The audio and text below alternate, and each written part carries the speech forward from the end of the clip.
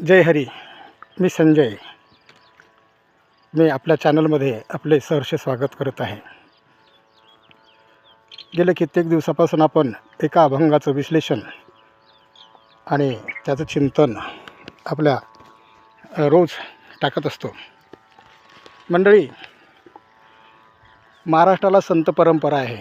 तसेच शिवरायांनीसुद्धा या महाराष्ट्रासाठी नव्हे तर जगासाठी एक इतिहास रचून ठेवलेला आहे.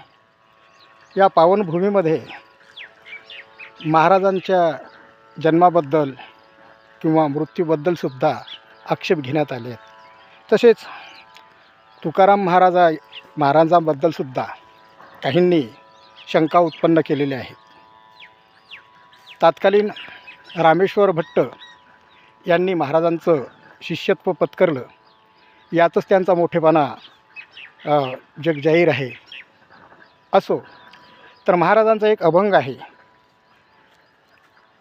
तुकाराम महाराजांच्या बीजेनिमित्त आमच्या गावामध्ये दरवर्षी 50 वर्ष झाली सप्ताह बसतो आणि या निमित्तानं मी अभंग आहे, नामसंकीर्तन साधन पै सोपे जळतील पापे जन्मांतरीचे, न लगती सायास जावे वनांतरा सुखी तो घरा नारायण, ठाईचं बैसोनी करायक चित्त आवडी आनंद आळवावा, रामकृष्ण हरी विठ्ठल केशवा मंत्र हा जपावा सर्व काळ.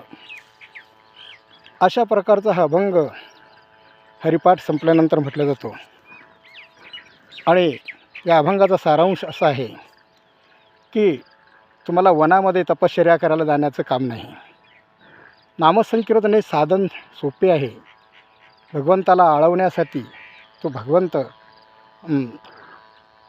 तुमच्याजवळ येतो, अशा प्रकारचा सारांश आहे. महाराजांच्या मृत्यूबद्दल, वैकुंठ गमनाबद्दल अनेकांनी ज्या शंका उत्पन्न केलेल्या आहेत त्याचं उत्तर आपण दिलेलं आहे. तर महाराजांचं वैकुंठ गमनच झालेलं आहे असा मला ठाम विश्वास आहे. आणि धन्यवाद. जय महाराष्ट्र, जय शिवराय.